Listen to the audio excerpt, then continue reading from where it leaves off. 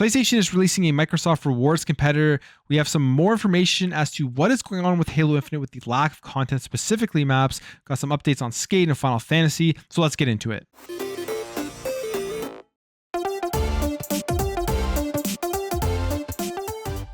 So one of the best features currently available right now on Xbox are the Microsoft rewards. And these are rewards that you get every single time pretty much that you log into your Xbox and start up a game, an Xbox Game Pass game or something within the loyalty program that gives you points that you can later spend on some free Game Pass months, some gift cards, and just other things within the Microsoft Rewards store. This is a function within Xbox that I think not a lot of people talk about enough. It is really good. You can get lots of free stuff literally just by playing games. And this was something that is missing on PlayStation until now. They made an announcement yesterday for a new program called PlayStation Stars. This is going to be a loyalty program that they say here, a brand new loyalty program that celebrates you, the player, for being on this ever-growing gaming journey with us. It is free to join when it launches later in the year. And once you become a member, you're going to be able to earn rewards by completing a variety of campaigns and activities. Now, something very similar here is they have that monthly check-in campaign, which is something that within Xbox, you have like the weeklies, you have the monthlies, all of these things that as soon as you launch up a game, you just hold the Xbox button and you get those points. And they stack up pretty fast if you're playing a decent amount of games through Xbox Game Pass. But it says here, our monthly check-in campaign simply requires you to play any game to receive a reward, while other campaigns require you to win tournaments, earn specific trophies, or even be the first player to platinum a blockbuster title in your local time zone, which is very cool. They have many different ways that you're going to be able to get these rewards or PlayStation Stars or loyalty points, whatever you want to call them. But these are things that you're going to be able to now redeem within your PlayStation Network by getting funds in your PSN wallet and select PlayStation products. And on top of that, there are going to be digital collectibles that they're going to be unveiling. Now, there was a big debate as to whether these are NFTs or not. PlayStation confirmed that they are not NFTs. They are simply, I guess, just digital collectibles, digital representations of things that PlayStation fans enjoy, including figurines of beloved and iconic characters from games and other forms of entertainment, as well as cherished devices that tap into Sony's history of innovation. And there will always be a new collectible to earn, an ultra rare collectible to strive for, or something surprising to collect just for fun. So a brand new loyalty rewards program coming from PlayStation called PlayStation Stars. And yes, this is pretty much just a direct copy of what Microsoft is doing with their Xbox's Microsoft Rewards, where you get the points and you can redeem them for the free items within their store. But it's great to see. I'm very happy that PlayStation is doing this, and this is why competition is such a vital thing within the video game industry. Because if you look at how PlayStation has evolved from the launch of the PS5 until now, you take a look at their messaging before the launch of the PS5, that they were just pretty much going to continue what they were doing. They believed in generations. They wanted to continue to literally just push the PS5 and their console exclusives.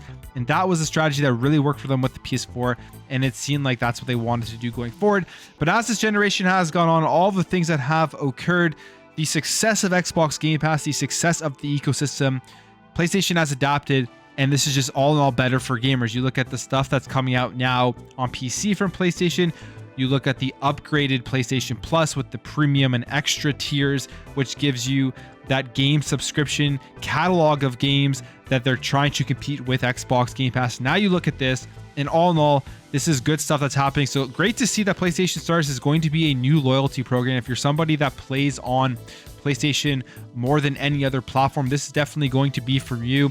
Because in my experience with the Microsoft Rewards, they do actually add up. It is actually something that is definitely useful, especially let's say, hey, you want to just claim an extra month of Xbox Game Pass, or in this case, an extra month of PlayStation Plus. You're going to be able to do that now just by literally doing the hobby that you love, which is playing video games. All right, jumping over here to some big news if you are a Skate fan. This is a game, when they first announced it, a lot of people thought it was going to be a direct sequel to Skate 3, which hasn't been out for over 10 years now.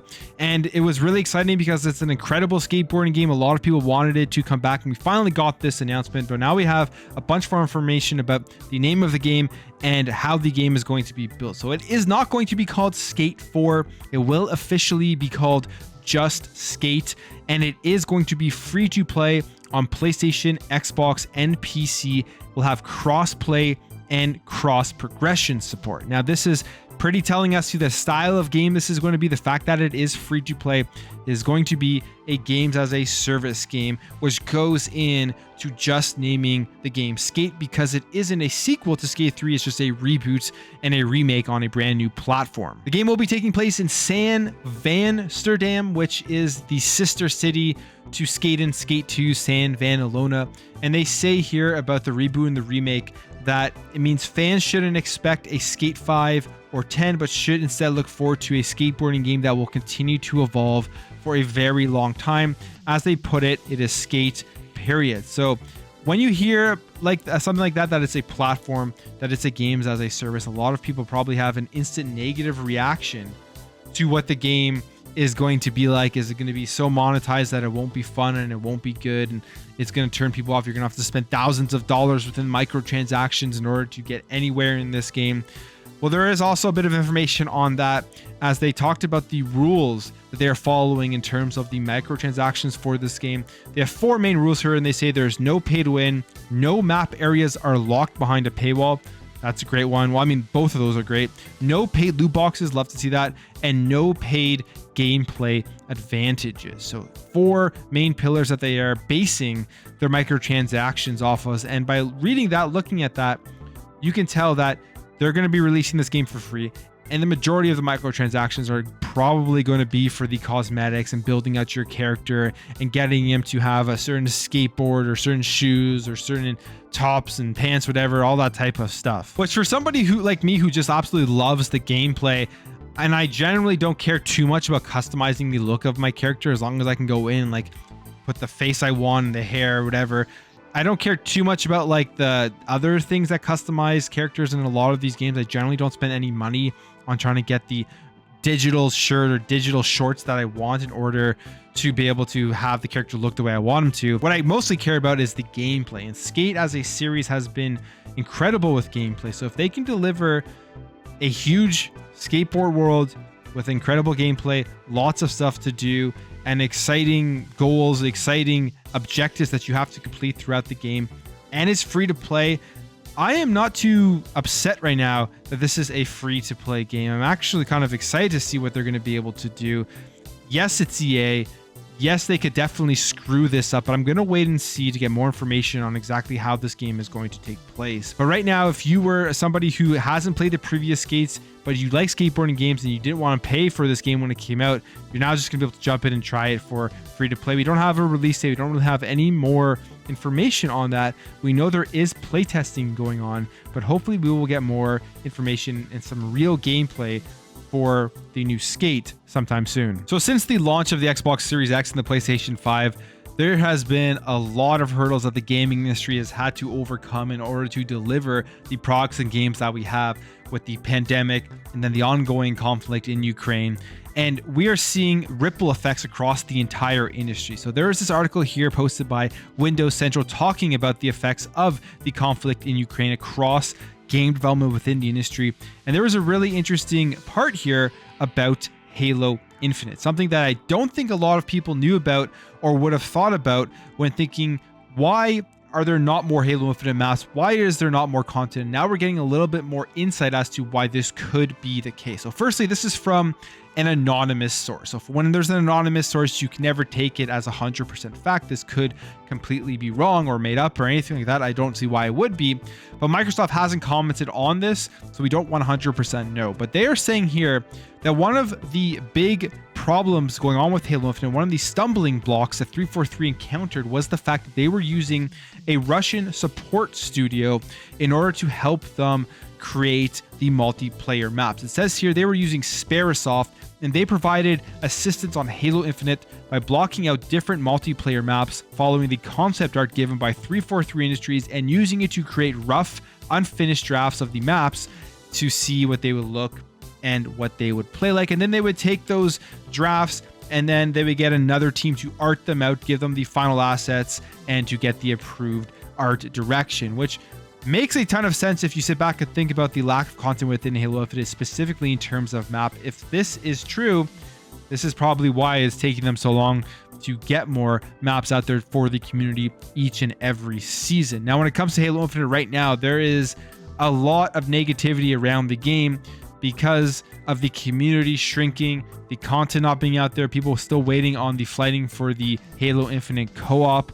All of that type of stuff is bringing down the game, which is a big shame, but there has been a lot of things affecting the industry that 343 just hasn't been able to overcome at this point in time, and they are releasing and creating a game for the first time in the way of a games as a service title compared to the previous Halo games, and they're definitely having issues finding the correct formula in order to get people to stay and continuously play Halo Infinite. The gameplay itself, as I said multiple times, is second to none. I mean, it's so fun. Everything, the foundation of the game is there. It's releasing the content at a good time, in a proper manner, in a timely fashion. That is the issue right now. And I really hope they're able to eventually turn this thing around so that it is a game that is thriving and that people are continuously talking about. Because yes, it has been, we're into season 2, we're going into season 3. It has been a while since the game has been out. And right now, it isn't at the high point, but I still foresee Halo Infinite being able to turn the ship around if they're able to get the games as a service stuff on track. But if they can't, it's going to be such a missed opportunity for the Halo franchise, and who knows what this means going forward for the franchise itself. But we know Halo Infinite is going to be that game that lasts for many, many years. And at some point, if they're able to really get the community back into it, release a bunch of stuff to get people excited, it could end up being the game that people want and expect. But as of right now, there are so many issues. There's a ton of reasons and excuses you can use as to why the game isn't where it is. 343 just has to do it at this point. All right, to end things off, just some quick game updates for some games that have been shown off and some news from Square Enix about Final Fantasy. First of all, we have here Ubisoft revealing the first gameplay of the Division Resurgence. Now, the Division Resurgence is going to be a free-to-play mobile game, and you can see the gameplay here, but they are dubbing it as a AAA experience featuring a new storyline set in a massive urban open world in the streets of New York. And it's going to have all of the stuff that you have within, I mean, the main PC and console versions of the Division and Division 2, which is like the weapon customization and the similar shooting mechanics. You can even see the map here. All of this is pretty much the exact same as you get on console, but here it is running on a mobile device, which I honestly, looking at this right now, the graphics and everything for a mobile phone look pretty damn good. It's like pretty crazy to think that this is a game that when they first announced the Division, however many years ago, everyone was really excited about. They showed off the gameplay, the graphics and everything just looked absolutely incredible.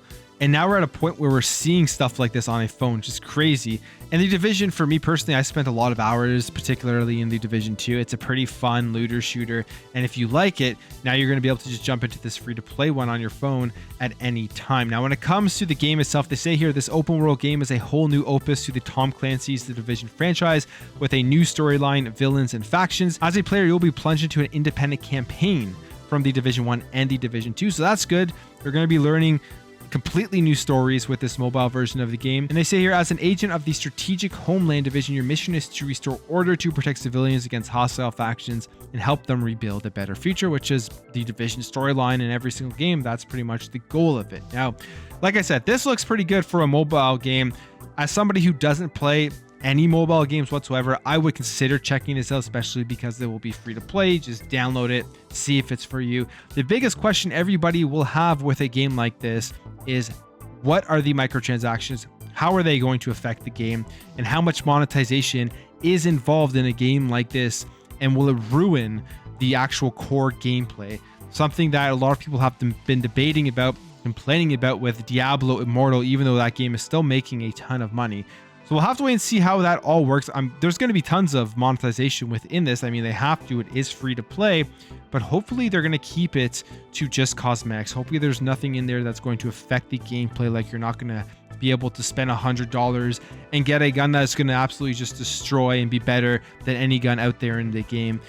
So we'll see more about that when it releases, and I'm sure there'll be lots of people talking about this. It says coming to mobile soon. We don't have an official release date, but it will be available on Android and iOS. So if you're somebody who loves Final Fantasy, but the main thing you love about Final Fantasy is the turn-based combat that they have in some of their games, you're probably not going to be pretty excited to hear this, as Naoki Yoshida has commented on this and says that they are planning really to ditch turn-based combat to appeal to younger generations. So this was in the latest issue of Famitsu, and here is what Naoki Yoshida had to say.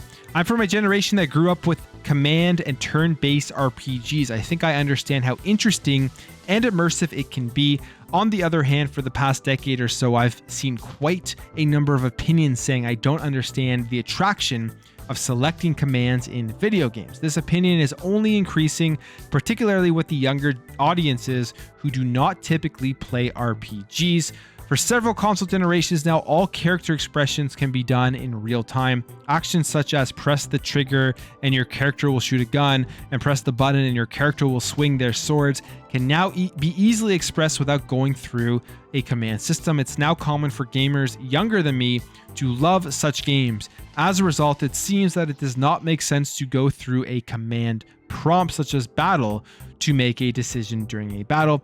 This is not an argument of what is good or bad, but there is a difference based on the player's preferences and age. Furthermore, there is a big difference between a command system and a turn-based system, and these are often conflated but are two different concepts. So that's his main take, but I think the main reason is something he mentions in this next part. Basically, he thinks that the turn-based RPG mechanics would affect the overall sales of Final Fantasy 16. That's why they're going ahead with action at the end of the day. So that does make sense. They're obviously trying to sell the game as much as they want, but do people not want turn-based? I don't think so. We've seen lots of turn-based games come out. We even saw Triangle Strategy come out for the Nintendo Switch, which is a game that a lot of people loved and it did pretty well. So I think it's more of just an excuse as to why they're going with the action-based combat within Final Fantasy 16 to not piss off the fans that want turn-based, but I don't think it's really going to work. People are still going to be annoyed with that.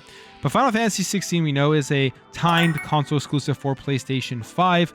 We'll see how that affects the overall sales of the game, especially because we know that in the West, Final Fantasy is a big game and there's a lot of Xboxes that have been sold. So it's going to be an interesting game to see how it all turns out. I am pretty excited for it. I do want to play this game. I don't know if I'll be playing it day one, but the overall aesthetic of the game and the characters and the setting to me looks pretty fun, and I'll probably want to see more about it when it does release. That's it for me, guys. Let me know your thoughts on PlayStation Stars, Final Fantasy going with the action-based combat, Skate being a games as a service game, and Halo Infinite and having that support studio in Russia. If you enjoyed this video, make sure to hit that thumbs up button. If you're new here and you liked what you saw, consider hitting that subscribe button. Thank you all for watching. Thank you for your support, and I'll catch you in the next video.